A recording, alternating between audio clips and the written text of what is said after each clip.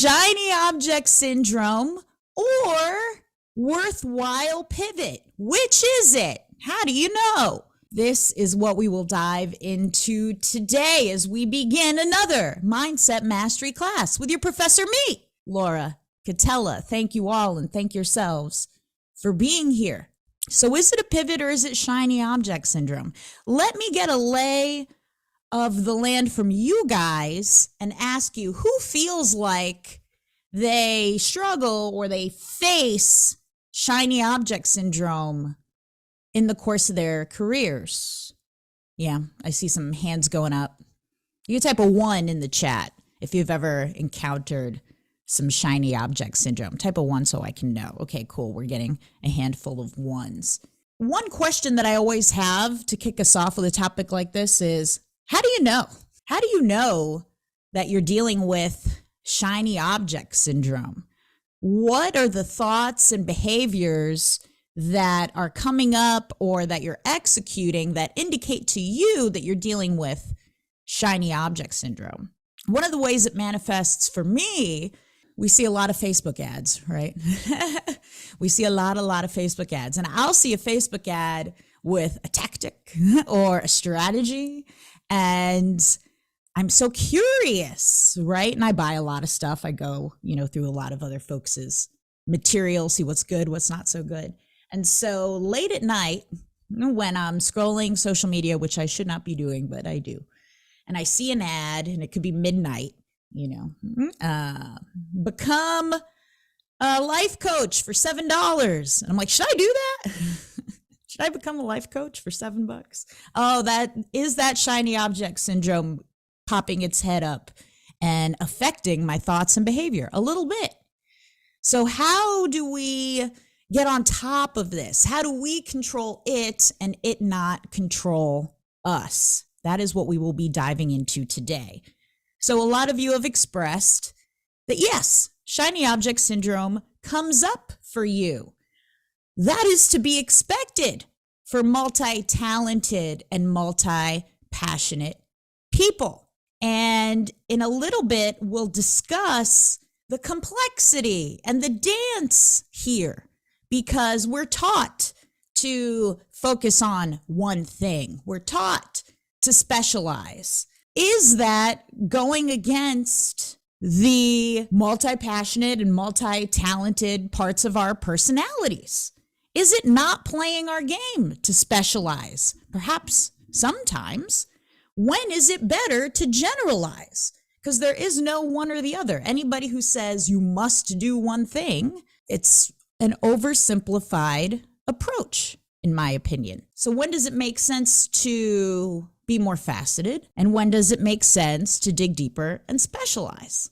You're told so often to focus on one thing that you may feel confused or broken or different because you're multi-interested, multi-passionate, and multi-talented. You may wonder, what's wrong with me? Why am I such a weirdo that it is challenging to focus on just one thing? So let me first relieve you. You are not a weirdo. You are not a weirdo. You are that multi-talented, multi-faceted person. And generally, we should embrace that. And we'll get into the specifics where it might not be worthwhile to embrace it. But generally, we talk about playing our game. Why would we fight against who we are? That seems like a laborious, not useful fight. Instead, let's fight on being more of who we are instead of fighting against who we are. Boo-hoo, there are no clear answers to this. I'm sorry.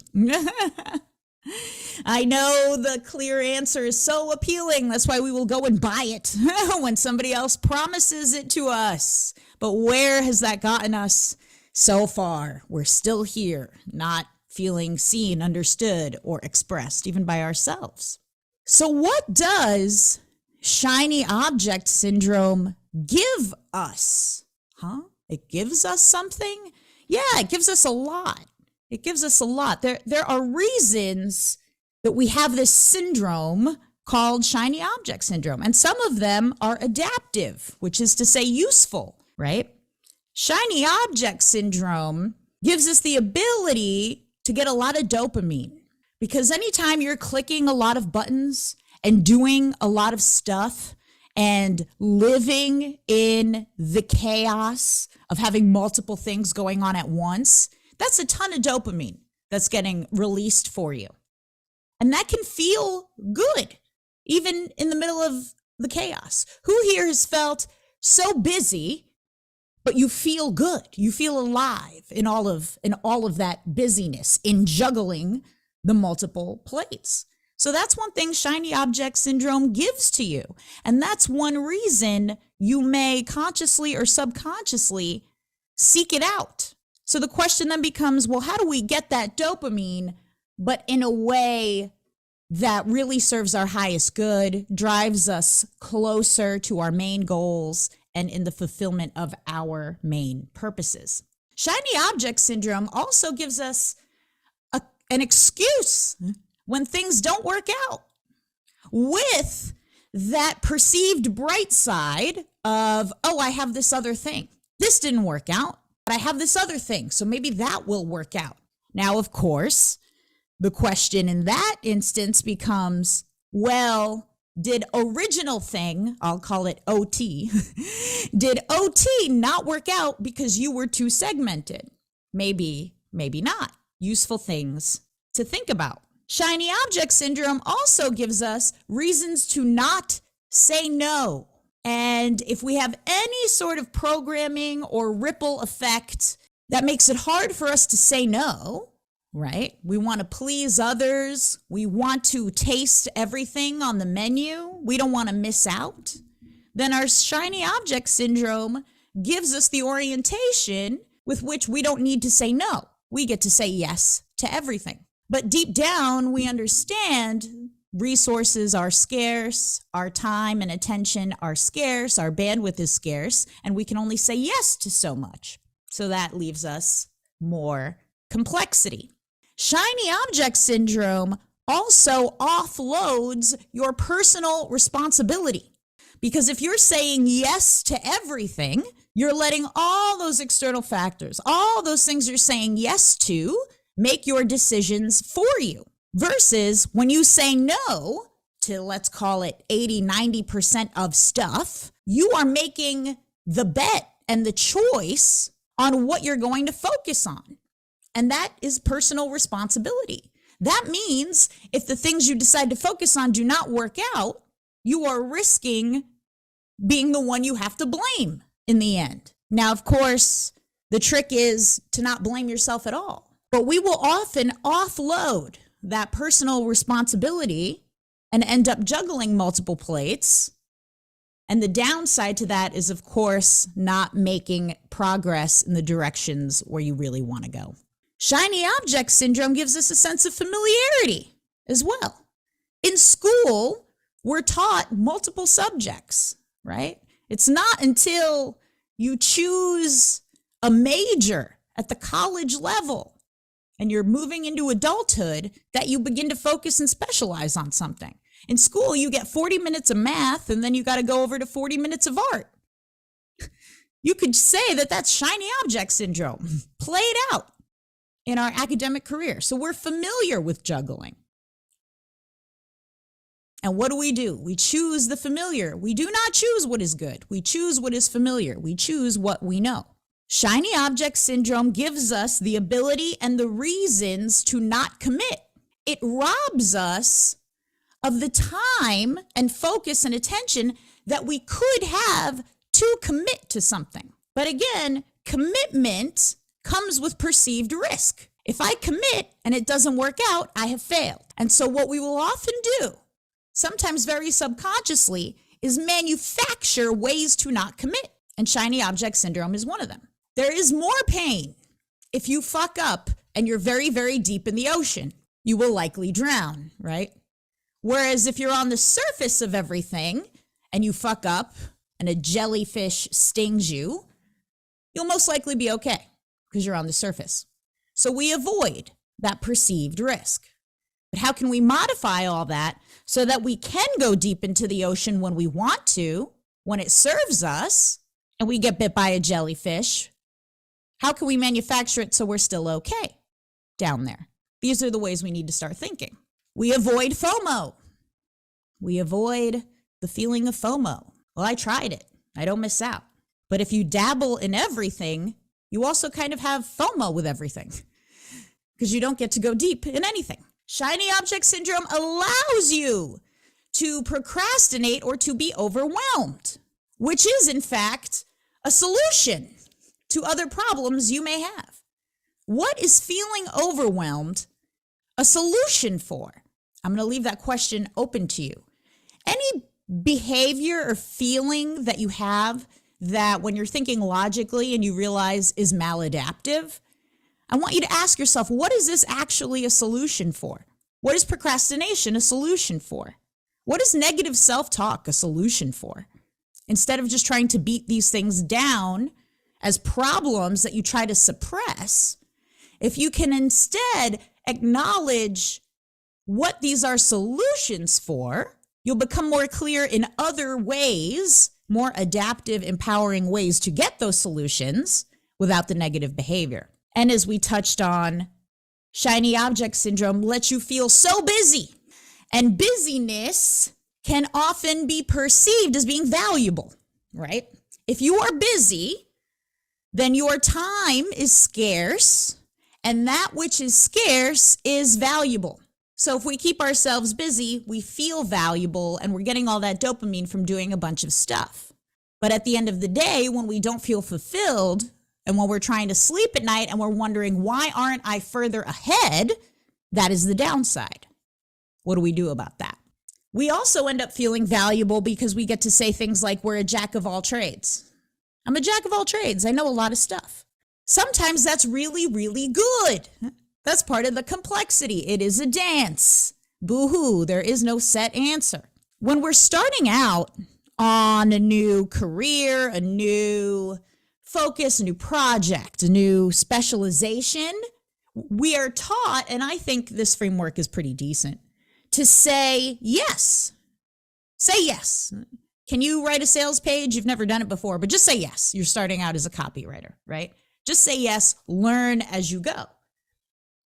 And I think that's useful for a lot of people who would otherwise be stuck in inaction, right? It is better to do than to not do in that case. The complexity comes where, okay, you get some experience and now you're being pulled in a bunch of different directions. Your attitude and your filtering system needs to change. We go from saying yes to everything to now I cannot say yes to everything. What do I say yes to? That's a good problem. Call that a level up problem, right? A level up challenge. What we've just done here is we took a different approach to looking at a problem, the problem of shiny object syndrome.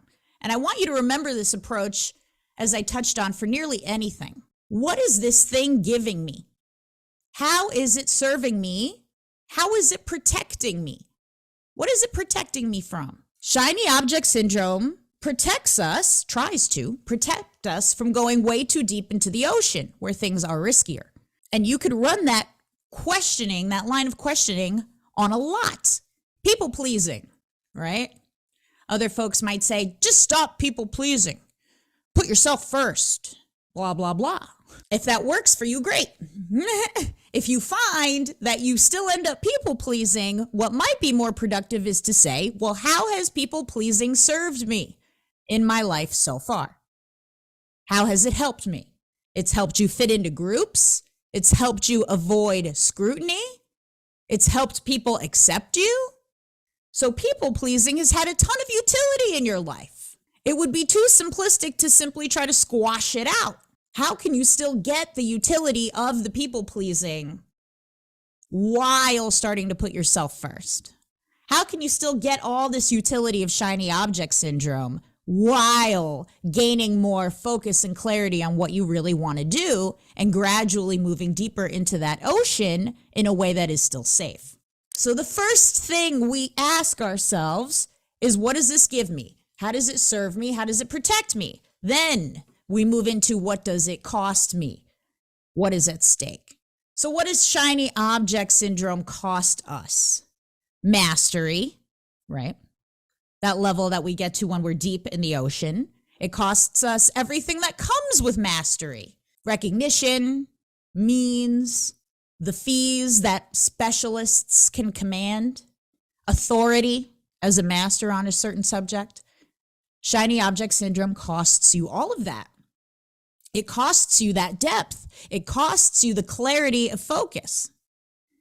It costs you the simplicity that could come along with saying no to 80, 90, 95% of stuff. Wouldn't you agree that when you're saying no to 90% of things, life stands to get more simple? But you don't get that simplicity if you're saying yes to everything, if you're interested in everything, if you dabble in everything.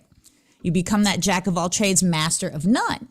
It's probably useful for most of us to attain some level of mastery at something we can fall back on. How do you know what that thing is? We'll dive into it in a little bit.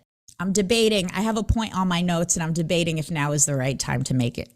Let's go for it. Let's try. It's a little complex. Many people have a goal of not succeeding. It's probably not conscious because you wouldn't consciously say, I have this goal of not succeeding. But if we look at teleology,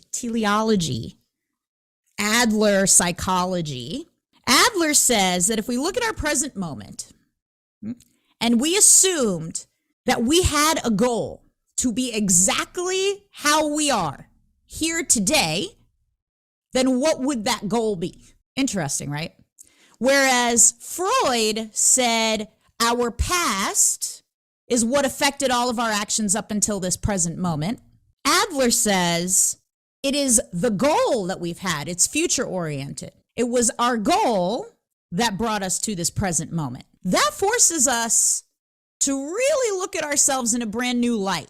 If my goal was to be exactly as I am here today, then what was that goal and how did I get here?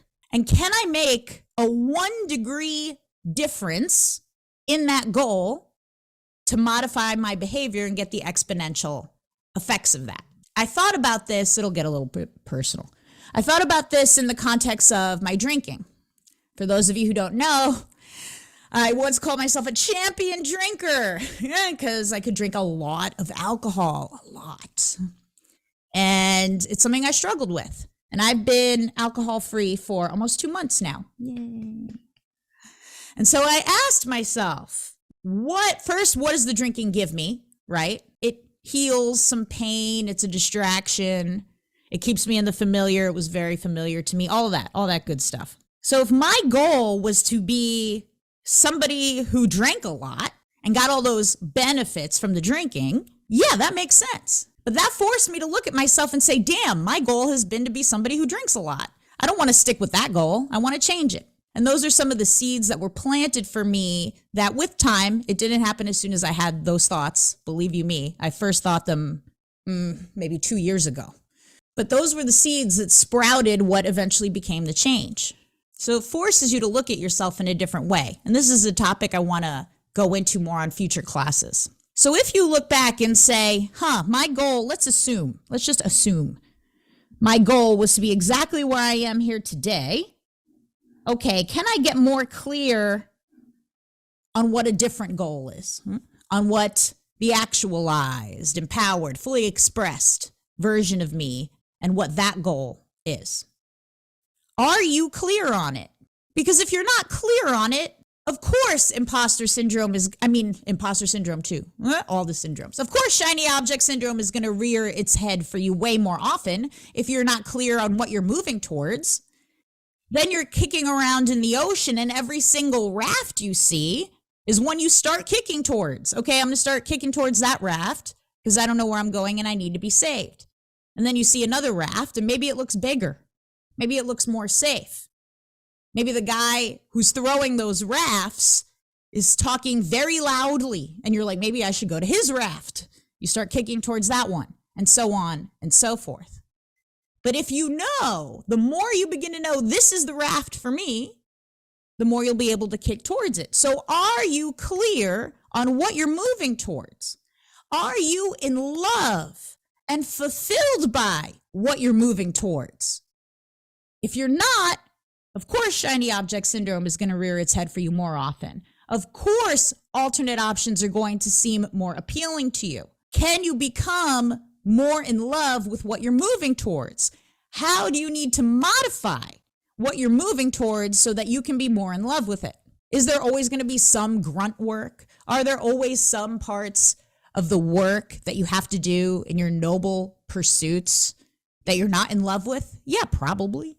But if you know you're willing to tolerate those in pursuit of what you are truly in love with, what a great indicator, right? That's part of our grading system. I'm willing to tolerate the grunt work of X, Y, and Z because I'm in love with this outcome, with this journey. Shiny object syndrome will be minimized for me. The other rafts won't look as appealing to me if I'm so in love with where I'm going. So how can you make where you're going be something that you're in love with? You have full power and ability, and it's in your divine right to be in love with where you're going. We are not supposed to hate it. What's the point of that? So how can you make yourself be more in love with where you're going? How can you modify where you're going so that you are in love with it? When you have that, and that requires actual thought. I wish I could sit here and tell you what that is and what that looks like for you. But that would be fugazi.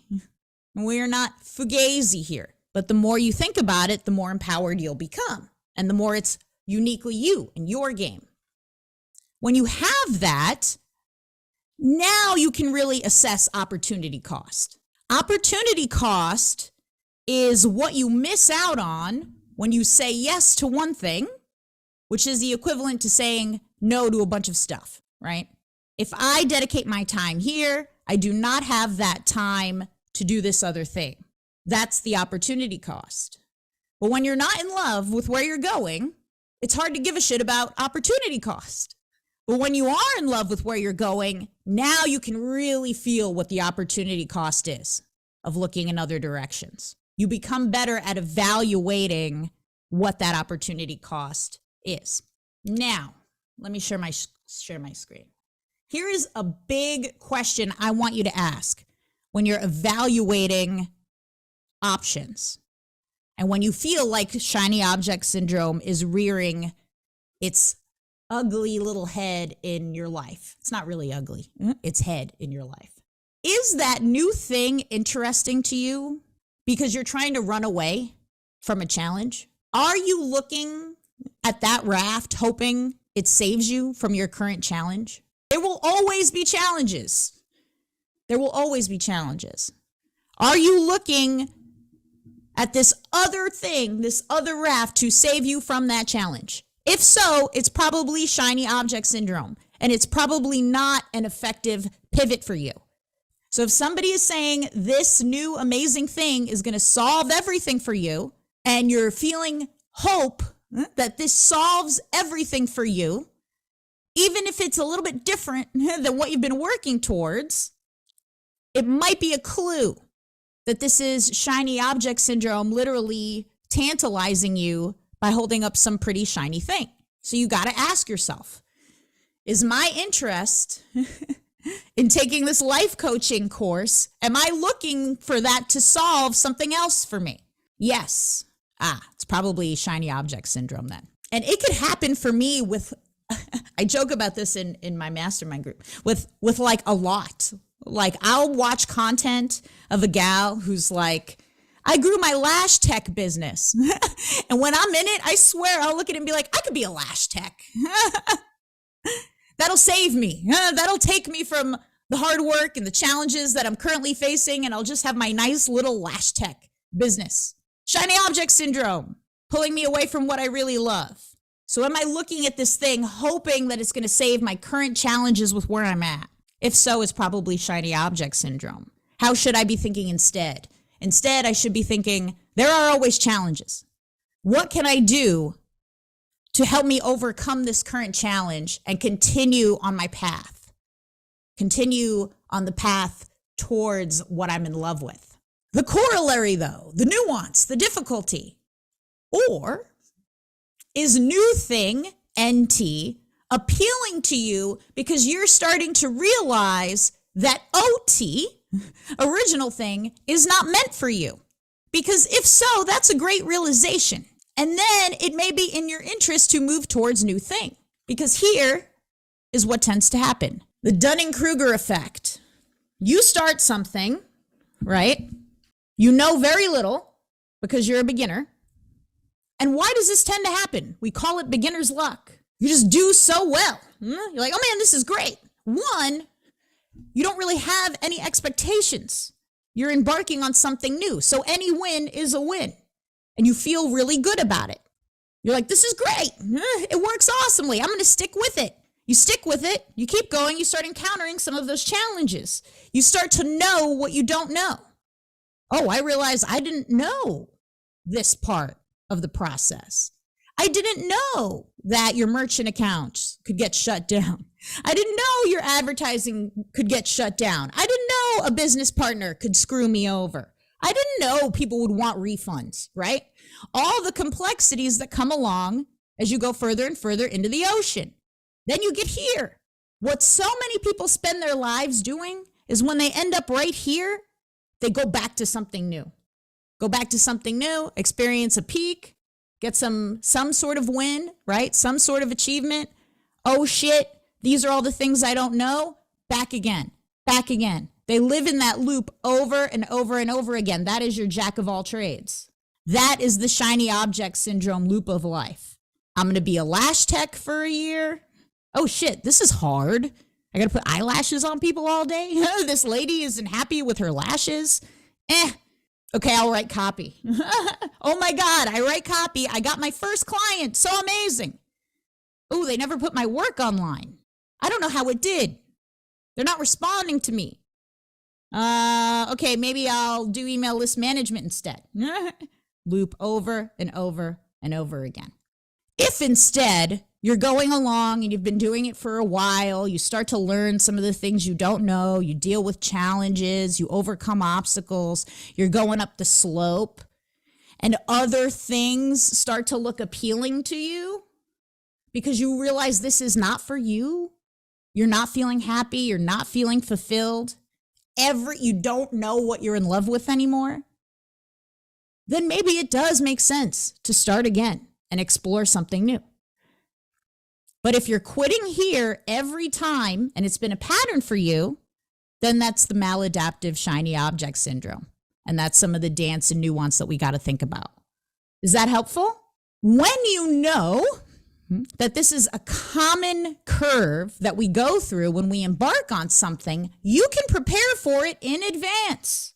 How powerful. You can know that the valley of despair is coming.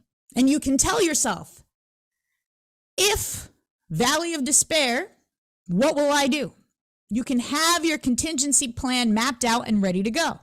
Now, when you're in the valley, you're not spending months crying about it. You're not spending months feeling less than, self-flagellating. You're simply looking at it and saying, oh yeah, I knew this was going to come and I knew what I was going to do. I'm going to overcome this challenge. I'm going to ask for help. I'm going to read this book. I'm going to try this process. And we can move along the competence curve so much more quickly. And when you do that, all those other rafts are still less appealing because you're clear on the journey you're moving along. Without that, when you're self-flagellating in here, that's when those other rafts look mighty appealing, don't they? But instead, you can know what you're going to do. You can have a broad framework. When I encounter challenges, I will step back. I will breathe deeply for 5 minutes, tell my nervous system that I am okay, and then I will assess the challenge in this way. It could be as open as that, so long as you have some sort of plan and you stick to it. It doesn't have to be that you're going to know what the answers are. That's not really a fair ask of you, is it? Because you're so in the beginning of the competence curve. So instead of trying to figure out what the answers are going to be, you can simply tell yourself, I am going to slow down and create the space for me to discover what the answers are. And by answers, I mean things you will try. Because that's really all that answers are, aren't they? Things you'll try. That is how we move through the Dunning-Kruger curve and don't get caught in the loop that yields shiny object syndrome for the rest of your life. We spoke about, is new thing, NT, appealing because you're hoping it'll solve all your challenges and save you. Are you hoping it'll save you? Is it looking good because you're losing belief in old thing, original thing, OT? What's the overarching theme to these questions? Why? Why is new raft looking appealing to you? Why is this object shiny to you? It's simple when you look at it on the surface, but when we're in it and our limbic systems are taking over and we're just like, that thing is shiny, I'm going to go towards it. Like a moth to the flame. We're not thinking about why does this seem shiny to me? We're not evaluating it with our full conscious. That's what I'm asking you to do. And here are some questions that are designed to help with that, right? Do I think this will save me? Is it promising to save me? Of course, that's appealing. You shouldn't judge yourself for finding that shiny, right? The marketers, us included, make things shiny for a reason. We make them shiny. What is the real evidence that this thing might save me? Is there any? And this is where I think it'll be most useful. This shiny thing that I'm looking at, why is it shiny? Can I take what's shiny about it to amplify me on my path? Can I use what's appealing to me about this other thing and keep it in alignment with where I'm going? Can it bolster my love of original thing? Probably yes. And when you start filtering opportunities through that lens, you kind of get to have it all, don't you? You can use a little bit of NT, new thing, in a way that moves you along the path of your original thing. How nice. And when you look at the guys who seem lucky, who seem wildly successful, who seem to have it all, it's because they do that. And for some of them, it happens very instinctually. They don't have to try to do it. For others, we have to try to do it. Either way is okay, so long as we're doing it. I'll repeat this question because it's really important, and I see it with a lot of my coaching clients. Are you trying to add another plate to your juggling in order to run away from something else? One of my coaching clients said he wants to spend more time with his family, right? A lot of us driven self-starter types fall into this. I want to spend more time with my family. I want to be more present when I'm with my family. I don't want to be thinking about work when I'm with my family. And yet we'll keep adding stuff on that requires us to stay in the office longer, to devote more mental faculties and time to our work. What's going on here? That's a bit of a tangled mess, right? And if we're assuming that we're meeting the goal, the subconscious or conscious goal we've set for ourselves, and we're tackling on more and more and more work, is our goal really to spend more time with our family? It might not be. And there's no morality here. There's no morality there. It just might be that for whatever reason, you don't actually have the goal of spending more time with your family. You're tacking on more and more to potentially run away from your family or to run away from yourself, to keep yourself so busy that you don't have the discomfort of sitting and doing nothing for a few minutes, to keep yourself so busy that you don't have the 10 minutes to meditate, because meditation can be scary, right? If you are adding on more to run away from something else, simply getting insight to that, realizing that that's what you're doing and that you're moving towards a different goal than what you espouse could be really powerful. How can you clean some of that up? And we have been trained to have that default orientation, right? More. How do we add more? I have one offer. How do I create another? How do I do another? How do I tack on more? I have these social media accounts. Okay, let me add more. Let me do LinkedIn too. Let me do this too. When is it useful to shift that orientation? Often is the answer. Shift the orientation from maximize, more, to optimize. How do I streamline what I have? Can I remove steps in the process? Can I remove products and offerings so that I can just really focus on these few core ones?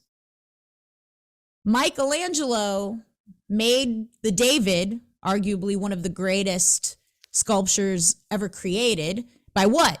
Removing. One slab of marble he removed. He did not add. So you can create beautiful things via negativa, by removal.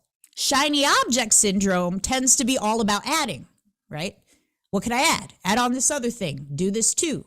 So instead of merely following those impulses, take 5 minutes, 10 minutes, big brain, thinking work. What could I remove? I forget who said this. I want to look it up so I can attribute it. But it's a beautiful quote. And it's, I know a system is beautifully designed, not when there's nothing else to add, but when there is nothing that can be removed. That is when a system is at its most beautiful, when nothing can be removed. So if each of you were to look at your business, your workflows, I am certain you would be able to find things that could be removed. I want to see what Christina said in the chat. Christina says, I always wish I had more hours in the day, but I know if I did, I would just fill those hours up with more shit. Yep, that's what we do. That's our orientation to more. It's also for us here, not general human population, I don't think, but especially for us here, we have an orientation to solve problems, right? We really like solving problems. We're really good at it. So sometimes we simply create problems for us to solve, to fill up the time. The consciousness is a huge part of it, because if we don't catch ourselves doing it, we can't modify the behavior. So a lot of what we discuss on these calls are what I hope little doorknobs for you to push to create the awareness, to open the door to the awareness. I once asked a group of about 100 people, I was doing a talk, and I asked them, if you could only work 4 hours in a day, do you think you would make more money? Everybody raised their hand, the whole room. Why is that? We, I think rightly, believe that if we worked less, we would actually make more. Why? Because we would be forced to be more efficient. We would be forced to delegate properly. We would be forced to create systems, and we would be forced to focus on what matters. So the story of if I had more hours is simply training, right? It's the programming we have of time is scarce, which in a lot of capacities it is, right? Versus how do I optimize the time? So we're trying to maximize time instead of optimize it. How can I instead optimize my time? The thing is, that comes with a lot of unknowns. It's new territory. It's not familiar. Feeling scattered and wishing we had more time is familiar. So we choose that. And we're very comfortable with consistently saying, I wish this and I wish that. Are you ready to step up to the plate and start modifying your time, optimizing your time so that you operate in a new paradigm where you have time? It requires stepping up and behaving a little bit differently. Thank you, Bobby. W. Edwards Deming. Every system is perfectly designed when there is nothing you can take away. So next time you see the ad and it looks like a shiny raft and you're thinking it might save you, flip the orientation. Every time you feel pulled to add something on, here's the challenge. Flip the orientation and ask yourself instead, what can I remove from what I currently have? And how can I feel energetically good about removing that? I acknowledge that it is new for me to remove stuff, and I'm going to embark on that.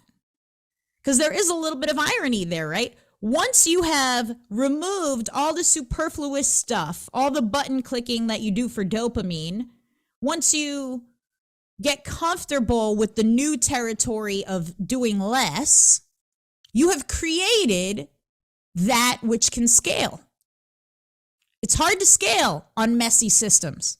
It's hard to scale when it's you juggling 100 plates, right? If you're at max capacity of plates and you add on another plate or two, what happens? They're all going to fall and crash. So by removing plates, you actually create the structure that could handle more plates, ironically enough. So that's how you can keep your precious orientation to more. By streamlining, by removing, you're building the systems that can scale. So every time you want to add something, before you're allowed to add, you got to ask yourself, what can I remove? And you got to start to remove some things. Do you feel rushed? Are they working the FOMO really, really good on you? Do you feel I have to get in this thing now? I have to grab this thing now. I have to do this now. Instead of following that impulsivity, what an opportunity to catch yourself and do the opposite. Ooh, I'm feeling rushed. I'm going to slow down. I'm feeling rushed. I'm going to put 48 hours, not a lot of time, 48 hours between myself and that decision. If it's still calling to me, if I still want to do it, okay, it may be worth pursuing. But what you'll so often find is that 40 hours later, you've forgotten about the damn thing, right? That's why we have abandoned cart sequences. Because when people put 48 hours in, they're like, oh yeah, it turns out I'm busy enough. You are busy enough, aren't you? So that's why on the flip side, we create abandoned cart sequences to try to combat that. But it's actually useful for us in our discussion of shiny object syndrome. So what I'll do late at night when I see the ads and they're very appealing and I want to buy something, I'll just leave the sales page that I've clicked to from the ad open in Google Chrome on my phone. Because when you open it, it's native to the Facebook app, right? So, or Instagram app. And I'll say, open in browser. I put it in the browser. I just leave it there. I am not allowed to take the action or buy the thing late at night. If I still want it in a couple of days, it's right there in my browser. How many times have I gone back and bought something? 0. Since I've started doing this like 6 months ago. That's 6 months of stuff I did not add. Distractions I did not take on. Just leave it over there.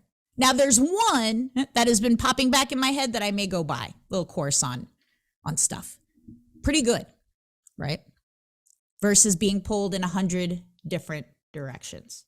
So if you feel rushed, it is not an indicator that you should do it. It's actually an indicator that you should not do it. This played out for me really powerfully in crypto.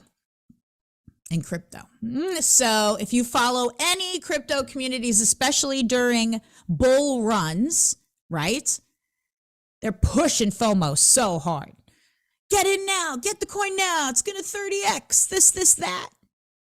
I feel rushed, right? The adrenaline's pumping, your heart's pumping a little bit. Oh, I got to get in now. I think it's going to save me. I think it's going to do all this stuff for me. They're rushing me. Instead of going along with them, which I've made that mistake, by the way, bought a $30,000 NFT. I don't look at what it's worth right now. We don't talk about that because I was rushed. So I made that mistake. Now I know. If I'm feeling rushed, I got to do the opposite. I got to step away. I got to take a nap. It is more useful to take a nap, do nothing, than to let all the hype, all the FOMO work its magic on you. Now, it's kind of funny to be saying this as a marketer. I'm going to acknowledge the contrasting elephant in the room here, because if I was speaking to you about how to craft sales copy, I would be telling you to use FOMO, use all of this stuff.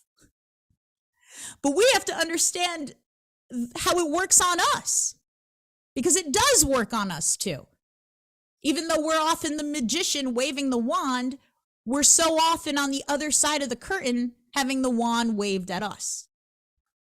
So we know what they're doing. We can take a nap. We can put a pause in between. And what we often don't do is we don't pat ourselves on the back for when we take a nap, because we don't celebrate when bad things don't happen, right? I don't sit and celebrate all the other expensive NFTs I didn't buy, but I should. So let's remember to do that. Hey, I was feeling a rush of impulsivity, right? The shiny object was really looking really shiny to me. The FOMO was kicking in and I didn't do it. We could take a moment to celebrate that. Anytime we can tone down our impulsivity in a way that serves us is worth celebrating. But it's not habitual for us to do that. We tend to celebrate when good things happen, not when bad things don't happen. But we can start celebrating that. I really wanted to buy the whole pack of Oreo cookies so that over the course of the next 2 to 3 days when they're in the house, I could eat them all. Because that's what I would do if they were in the house. But I didn't buy them. Okay, pat on the back. Good job, Laura. We resisted some impulsivity.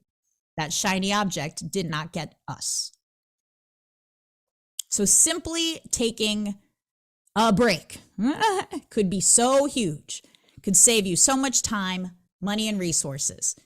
I love that, Susan. We can call it the Dodged a Bullet Award. You dodged a bullet right there. We talked about the potentiality some things have to actually be helpful solutions for us to add on, right? Another way of thinking about this is what we call the bridge of incidence. That's a term borrowed from the manifestation world, but I want to give it more practical applications for us today. In the manifestation world, you have your desire, your objective, or whatever.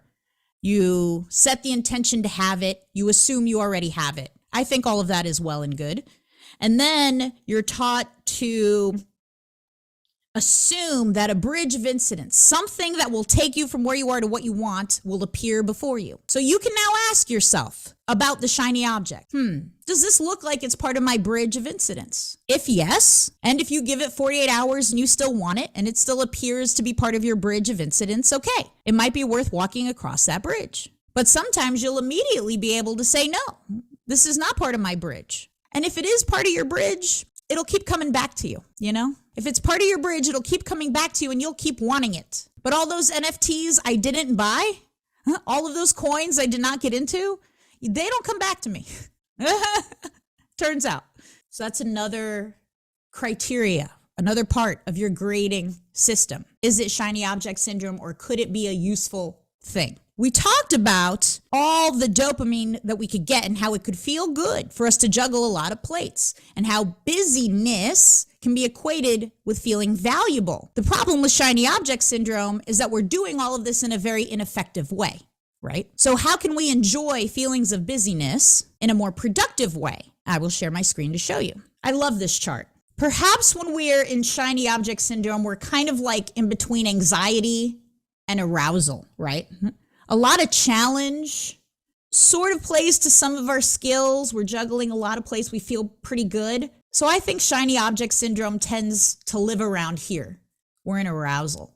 Flow, a flow state, is when we get that delicious balance of challenge and using our skills. You feel flow when you're doing something and you look at the clock and you're like, holy shit, it's been 2 hours, right? Anybody ever had the pleasure of feeling that? That's because you're doing something that's challenging for you, but you get to use your skills to face those challenges over and over and over again. If you're not feeling busy enough, right, and you're not challenged enough, you might be over here in the boredom category. And that's where some of those shiny objects start to look more shiny to you, right? Relaxation is fine. We deserve to feel relaxed from time to time. So simply start to evaluate.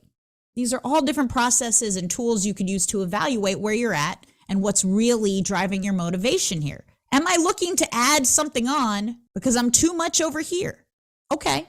What can you add on that bumps up the challenge in alignment with your skills, so not becoming a lash tech, right? In my case, that could bring about more flow. And I find this chart to be a nice way of bringing everything we've discussed together, right? Could it be part of my bridge of incidence? Could it be something that I add on that makes me more in love with the end destination? Is there evidence to support that? Okay, then it might be worth adding on to get me into this lovely flow state. But when we're adding on a bunch of stuff, right, increasing the challenge that's not in alignment with our skills, what do we get? Anxiety. I'm overwhelmed. I'm juggling so many plates, but I don't feel like I'm getting anywhere. A common sentiment, right? Well, that's because we've loaded on a bunch of stuff that's not in alignment with our skills. We have not, in that instance, done this, right? We haven't made sure that we're clear on what we're moving towards, and we're not certain that we're in love or fulfilled by what we're moving towards. Because when you're in love with what you're moving towards, guess what? It's going to be pretty aligned with what your skills are. That's why you love it. That's why hours pass and you don't even realize it. That's why you hold it in when you have to go to the bathroom. You're like, let me just finish this part before I go to the bathroom. If anybody's done that, I do that a lot. I hold in the urge to go to the bathroom until I cannot. And that is when I take a break. That's how I know I'm in flow. That's what flow is. This breaks down flow so that it is not such an abstraction. It's not ephemera that you just kind of catch here and there. You can manufacture it and engineer it more and more. The more you have all of the other pieces we discussed today. And we're at an hour. Let me look at the chat one more time. Who here, I feel, let me be honest with you. I feel like this was a little bit of a challenging talk because they're abstractions. But I tried my best to give handfuls of specific examples so that, again, when the shiny object syndrome is looking real shiny to you, you have the power and the ability to evaluate it instead of being at its mercy and feeling like you just have to resist. Because just brute force resisting, though it could be useful, is not the most fully embodied play. Thank you guys so much for your kind feedback. I'm really glad. Thank you, Christina. I'm glad it's been the best so far. Oh man, this really means a lot to me and I really appreciate it. Thank you. Thank you. Thank you, my loves. Next week, something really, really, really, really good is coming. And that's all I'm going to say because I have been in super flow state creating some of the stuff we're going to start to get into next week. I love and I appreciate you guys so much. I will create the thread in our Facebook group. That is the Mindset and Messaging Mastery group. If you are not in it, Isa, please drop the link. That is our community where we convene, share thoughts, takeaways. I drop little nuggets. I will share the notes there and we will do our 6-word updates, which for those who do not know, they are distillations, takeaways, questions, open loops, what you're going to chew on in just 6 words. Where's my thumb? There we go. In just 6 words, it forces us to synthesize and get really brief and concise. And so we will create the thread for that based on this presentation. Thank you guys so much. Thank you, Connie. And I will see you next week, next Tuesday, same time and same place. Thank you for being part of one of my favorite parts of the week. I love you all so much. See you next time.